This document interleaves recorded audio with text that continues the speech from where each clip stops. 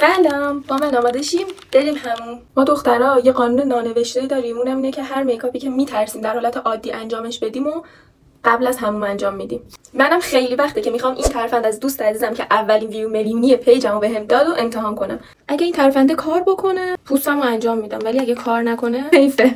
روی این چشم بدون کانسیلر امتحان کردم و حس کردم باید کانسیلر داشته باشه. یه خط اینجا میکشه، یه خطم اینجا میکشه، یه مثلث میکنه، اینم مثلثش میکنه، توشو پر میکنه، یه سایه مشکی برمیداره، خط اینو محو میکنه، شاین طلایی میزنه این وسط. به نظرم داره کار میکنه. اگه خیلی خوب بشه دلم نمیاد دیگه پاکش کنم و برم همون. از همین کانتورم میزنم به کل صورتم، از همین برمیدارم برای زیر چشمم. از روشن‌ترین رنگ اینم برای رژگونم استفاده میکنم.